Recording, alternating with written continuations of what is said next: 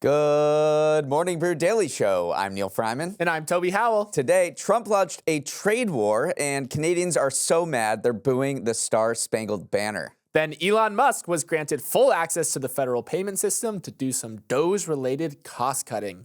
It's Monday, February 3rd. Let's ride.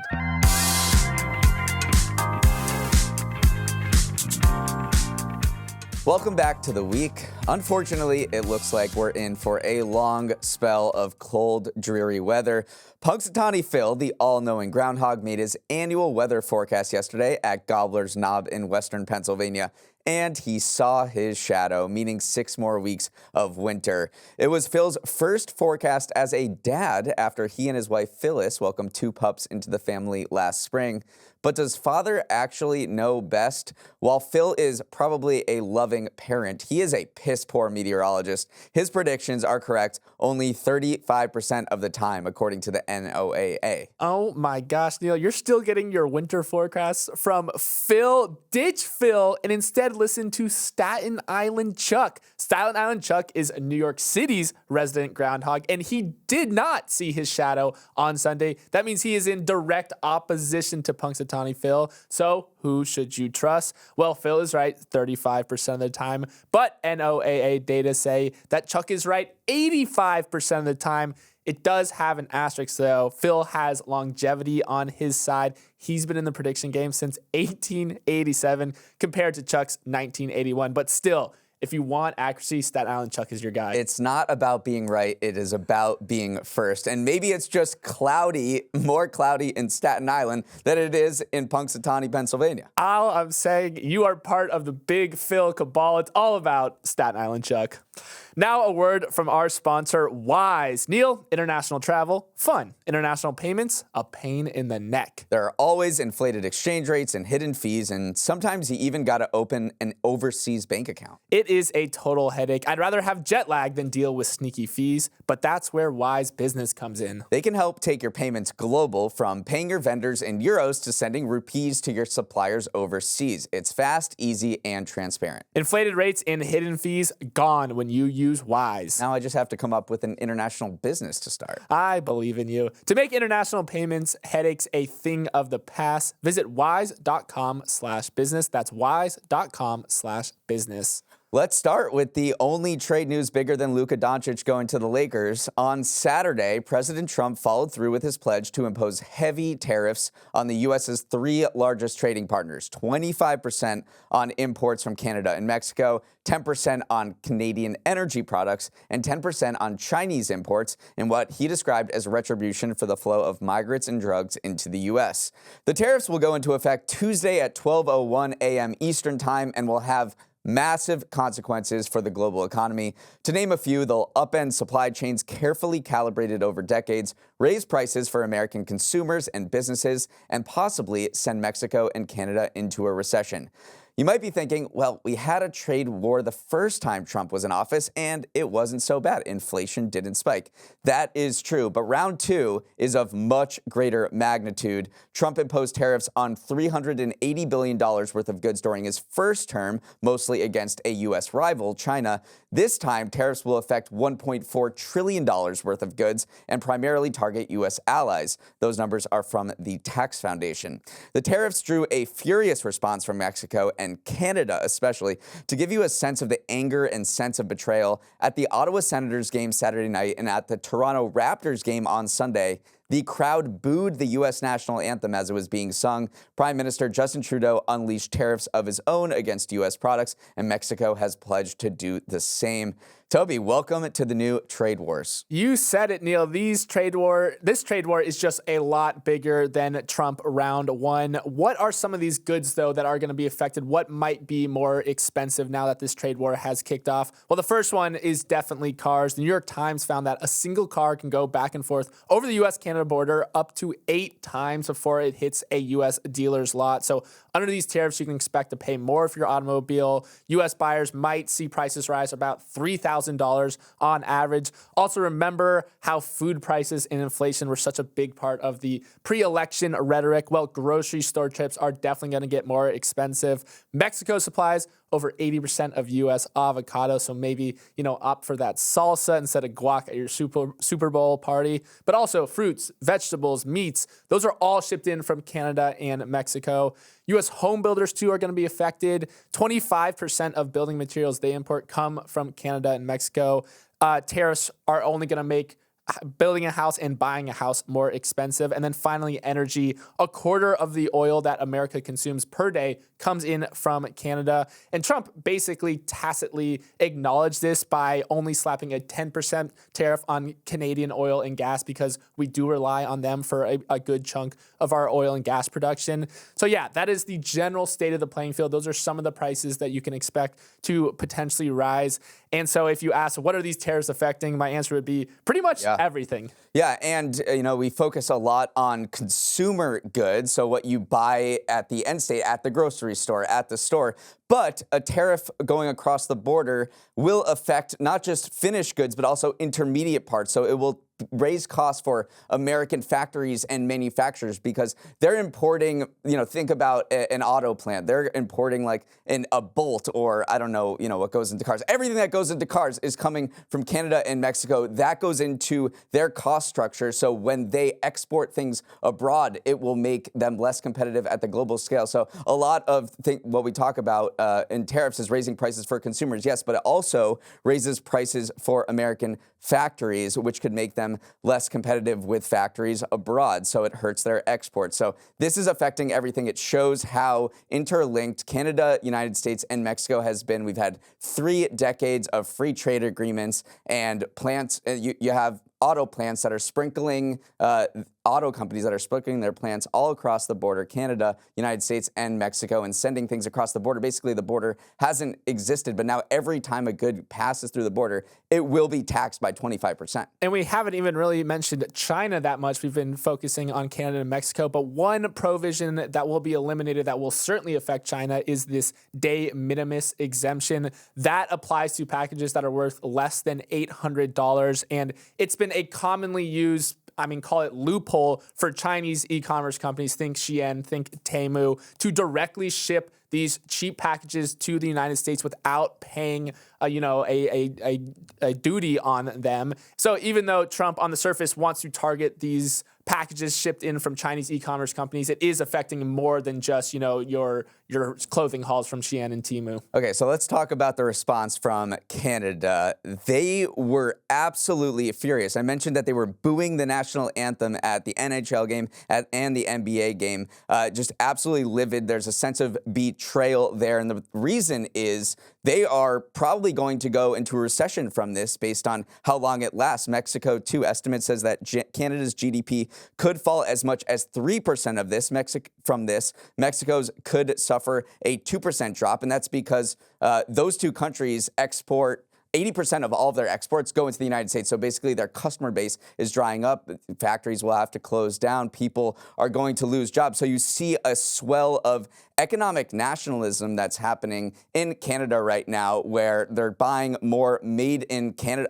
It's been only 2 days, but they're buying more made in Canada products. The Ontario premier said that, remove U.S. liquor and beer from shelves. We're not buying American liquor anymore. That happened in British Columbia and Nova Scotia as well. So there's an uprising from Canada saying, look, we feel very spurned by our southern neighbor, and we are just going to try to be more self-sufficient, and we're preparing for harder times, which is definitely coming. And then finally, what has been the reaction from the business world?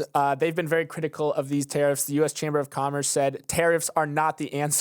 The Wall Street Journal's editorial board penned this widely shared editorial called "The Dumbest Trade War in History." And then a lot of people were, kind of nudging JP Morgan CEO Jamie Dimon, who last month went on record and said, hey, get over these tariffs. It might be painful, but they're probably in the interest of national security. So just get over it. So now a lot of people are kind of tugging on his shirt sleeve and saying, Jamie Dimon, what do you think now that they're actually in place? So hasn't been a lot of, support from the business world so far. I guess you still have to wait and see if they shake out the way that Trump intends to, boost domestic manufacturing. But so far, it hasn't been very positive. No, I mean, if you look at the stock market this morning, investors are not reacting too well. All three indexes are down about 1.5% as we record this at around 6:15 a.m. And that is because tariffs could push inflation back up. We know it's been hovering at that elevated level, 2.9%. It's not at that 2% target that the Fed wants, and it can't cut rates until inflation comes back down. Bloomberg Economics estimates that these tariffs will raise prices and lead to 0.7% more inflation. So that is what's kind of rocking stocks this morning, and it will be a storyline to come. Let's move on. Elon Musk just gained unprecedented access to the U.S. government's Venmo account, and he is not happy with who it's been sending money to.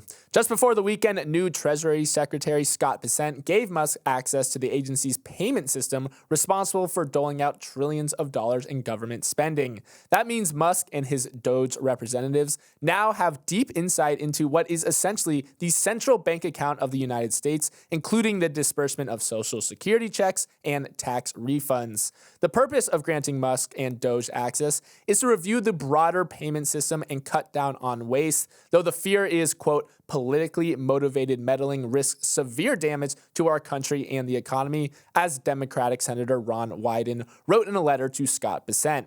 Already, some of that meddling is happening with Elon vowing to cancel hundreds of millions of dollars in government grants, which he says have been flowing to fraudulent causes or even terrorist groups. Neal, the Dogification of the federal government continues. I mean, this is getting very dramatic. Apparently, they kind of knocked on the door of this very obscure thing that no one kind of knew existed. They're basically the accounts payable arm of the U.S. government. They get these requests from agencies, and they say, hey, can you send out these tax refunds? Hey, can you send out, we said we'd pay this government contractor. Can you send out that payment? And then this small office does that. It's run by this guy, David Lebrick, who has been doing this for the first Trump administration, for the Biden administration. He's been at the Treasury for multiple decades. Now he's gone. He was placed on administrative leave because he would not hand over the keys to the Venmo account, as you said, to Elon Musk. But that got overridden, so now he retired. So there's been a continued purge of these high-level civil servants who are supposed to be nonpartisan. They just work in the government. It doesn't matter who the administration is, Republican, Democrat, and now political actors like Elon Musk, who was not elected, and his people he's worked with. The guy who now is overseeing this effort at the Treasury Department is the CEO of a Silicon Valley company called Cloud Software Group. So critics of what Elon Musk is doing is saying, what is the CEO of a random Silicon Valley company doing with the Treasury payments that Americans rely on and that doled out $6 trillion last year? Also, in some other reshaping the federal government news, Rohit Chopra, the director of the Consumer Financial Protection Bureau, was fired over the weekend. This move was widely expected. People weren't actually sure how he lasted even 12 days in the Trump administration because, his agency has been a subject of frequent attacks from Trump and the Republican kind of cohort. Remember, the CFPB was this entity group created in 2010 post-banking crisis. They were supposed to prevent another banking crisis, but banks have not been a big fan of Chopra or, the CFPB in general. They have been the subject of the agency's, purview, saying that they haven't protected consumers from widespread fraud. So big banks have been pushing for change, and this is probably like the first step in remaking that agency or potentially even dissolving it altogether, that big banks have just not been a fan of it or Chopra. I'll tell you why they haven't been a fan, because Chopra a few years ago fined Wells Fargo $2 billion for consumer abuses. He's gone after these financial institutions for things like junk fees and trying to limit credit card late payment fees to no more than $8 a month in 2021. Since 2021, he said they returned nearly $6 billion to consumers. So on the other side, the CFPB thinks that it has done a great job of reining in banks and protecting consumers from abuses. On the other side, banks and Republicans say that they've overstepped their bounds, gone way too far than what they were created to do. And in the first term, Trump basically basically new to the CFPB. It came back in a big way under Biden. Now it looks like it's going back to being a non-factor in the next Trump administration. Up next, it is our winners of the weekend. Welcome to Winners of the Weekend, the segment where Toby and I pick two people that came out of the weekend feeling even better than the Lakers. I won the pre-show ice sculpture competition, so I get to go first. And my winner is Beyoncé. Last night at the Grammys, the most awarded and nominated musician in the awards history took home the one piece of hardware she didn't have: Album of the Year. Beyoncé won the award for Cowboy Carter, avenging her 4 previous losses in the category many considered snubs. She also made history in another way, becoming the first black woman to win Album of the Year since Lauryn Hill way back in 1999. Overall, the Grammys sprinkled the awards out to all the big artists of the past year. Kendrick Lamar won 5 Grammys, including Record and Song of the Year for his Drake diss track Not Like Us. Chappell Roan was named Best New Artist, Sabrina Carpenter won Best Pop Vocal Album, and Doechii became the 3rd woman ever to win Best Rap Album after Hill and Cardi B. But the show wasn't all focused on music. Throughout the telecast, presenters and musicians discussed the devastation from the Los Angeles wildfires and appealed for donations. By the time things wrapped up, the Grammys had raised $7 million from viewers. Toby, what were your big takeaways? I think that it was pretty reflective of the music, of the last year. The one artist that was kind of missing from some of these awards was Taylor Swift, but she has won plenty in the past. I also can't believe that Beyoncé had never won Album of the Year. Like, that is something that never has really, it's just insane that someone nominated as much as her has never won the top award. And it was a country album too, to boot. So pretty cool that she finally got over that hump. Another big winner, I do say, if you didn't pick Beyoncé, you would pick Kendrick Lamar, because he has just wiped the floor with Drake in this rap battle. When you have your diss track winning, Record of the Year awards, that is a very tough look. Remember, Drake doesn't even put his music up for Grammy consideration, so it's just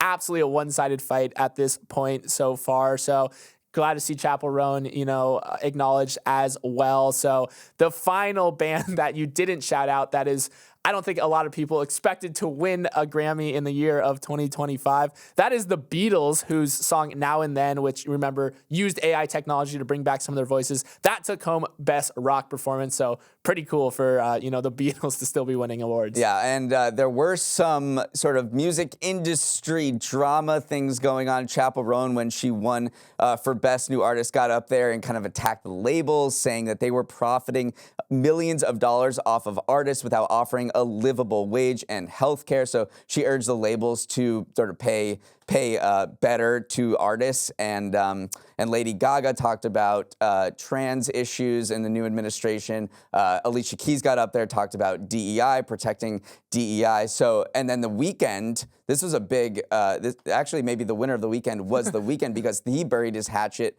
with the Grammys. He had boycotted the Grammys for many years, saying they weren't diverse enough, and they snubbed him with his album in 2020. But he got up there and gave a performance, and it looks like that whole drama has been resolved. My winner of the weekend is Rebecca Yarros, because the Romantasy author's 3rd book is approaching Harry Potter levels of hype. Her first book, Fourth Wing, became a viral sensation after TikTok took a liking to her romance epic set at a military academy for dragon riders. Her second book, Iron Flame, kept the hype going, but it is her 3rd release, Onyx Storm, that is smashing sales records. The book sold more than 2.7 million copies in its first week, making it the fastest-selling adult novel in the last 20 years. Now, I might have over-exaggerated a bit when I said Yarros is approaching Harry Potter levels. The last book in J.K. Rowling's series sold 8.2 million copies in its first 24 hours. But still, Yarros laps similar adult novels like Colleen Hoover's It Starts With Us, which moved 810,000 copies in its first week. However, this is Dragon Mania we are talking about here, Neal. Yarros' book currently holds the top 3 spots on both the New York Times' hardcover bestseller list and Amazon's top-selling fiction list. It is a force of nature, Neal. And a remarkable story because before she published The First Wing, she had written about 20 contemporary... The Fourth Wing. What'd I say? You said The First Wing there. We're talking about the fourth wing. Yeah. She had written 20 novels before this, and she suffers from this chronic illness, and she said, I don't think I can write anymore. I think I'm done writing. I've sort of toiled in obscurity, and then she releases The Fourth Wing into this romantasy maelstrom and book talk, and it absolutely took off. And now she had this, she's now an insane superstar. People have all these parasocial relations with it. She had this big book release in St. Paul, Minnesota. People were driving 380 miles away from Nebraska just to see her. So she's she is the queen of the literary world right now. Well, she's queen, but then her co-queen is definitely Sarah J. Maas as well. She released that hugely successful series, A Court of Thorns and Roses. I always call it A Court of Roses and Thorns. And Sarah J. Maas was actually the best-selling author in the United States last year. She sold 7.7 million copies. So it definitely is. We're in the romantasy moment right now. It is evocative of, the days of Harry Potter, the days of Twilight. We really haven't had these big cultural events around book releases in a while now, but when you see people dressing up in costume and driving from hundreds of miles away just to go to a book release party, it does seem like we're in a similar, Twilight, Harry Potter moment. It's very cool, and I guess I got to read. You haven't read them. Fourth Thing. I haven't read. I've done the first two. I haven't read Onyx Storm yet. We'll get you on. It's Monday, and you're probably planning out your week, so here are the major events you need to know about. Times have never been more chaotic on Wall Street. Not only are investors figuring out what tariffs mean for markets or what DeepSeek means for AI, but they've also got a ton more earnings reports to digest. Magnificent Seven members Alphabet and Amazon take the mic this week, as do Disney and Chipotle. And we're all curious how tariffs will affect guac prices. And then to cap it all off, the first jobs report of the year will be released on Friday. I mean, Neal, you usually ask me which companies am I interested in seeing their earnings, but I'm looking down the list and I'm just interested in all of them because I do think that tariffs will affect the input costs of a lot of these companies. I mean, you mentioned guacamole from Chipotle, but, Ford is reporting earnings. Let's see how they, deal with these tariffs as well. So I do think it will be a pretty tariff-heavy earnings cycle that we're entering. Tomorrow is a special day in video game history. The Sims turns 25 years old, and the open-ended life-building game from EA still feels as relevant as it did when it first came out. In 2024 alone, people logged more than 1.2 billion hours playing the latest edition. Since its release, The Sims and its expansion packs have sold a combined 200 million copies, attracting more than 500 million players. But I can't help but think, Toby, what if we're The Sims and people are playing us? It feels like that sometimes. I did not grow up playing Sims. Were you a Sims guy or no? Yeah, of SimCity. SimCity? The urban planning version. I could, yeah, of course. Wait, is there like Roller Coaster Tycoon? Is that within the Sims universe as well, or not as much? See, I just never got into it. Although I do think this shows. I mean, we've talked a lot about this trend of nostalgia driving a lot of sales. So 25th anniversary, releasing the original version of the game. I think it's another instance of trying to, play on people's nostalgia, your nostalgia of growing up, planning cities. So I think it will sell pretty well. Finally, it's Super Bowl week. On Sunday, your boys Philadelphia Eagles will try to dethrone the two-time defending champs Kansas City Chiefs at Super Bowl LIX in New Orleans. Kevin Burkhardt and Tom Brady will be on the call for Fox, and Kendrick Lamar is headlining the halftime show now with his 5 new Grammys. Toby, let's hear it. Who is your pick? So I'm taking a very data-driven approach to this pick. Zero emotions. I saw this stat from a sports commentator, Jay Kuda, that reads, in this century, every time the Super Bowl has been played between a team traveling east and a team traveling west, the team traveling west has won. So who is traveling west this year, Neal? Since the Super Bowl is in New Orleans, your Philadelphia Eagles. So congratulations. So far, this has never been disproven. So don't be the first one to, break this trend. I hope the Eagles win. We will try. All right, that is all the time we have. Thanks so much for starting your morning with us, and have a great start to the week. For any questions, comments, or feedback, send an email to morningbrew@morningbrew.com. And if you're enjoying the show, share it with a friend, family member, or coworker who is in desperate need of a brief business news roundup. And for more specific sharing idea, Toby's got you covered. I want you to share today's pod with all the Beyoncé fans out there. I know you've been long-suffering. I know it's been a long time coming, so congrats for finally, I'm congratulating you as well as Beyoncé for getting over the hump and winning Album of the Year. Let's roll the credits. Emily Milliron is our executive producer. Raymond Liu is our producer. Olivia Graham is our associate producer. Uchenna Ogu is our technical director. Scoop Stardaris is on audio. Hair and makeup, they are not like us. Devin Emery is chief content officer, and our show is a production of Morning Brew. Great show today, Neal. Let's run it back tomorrow.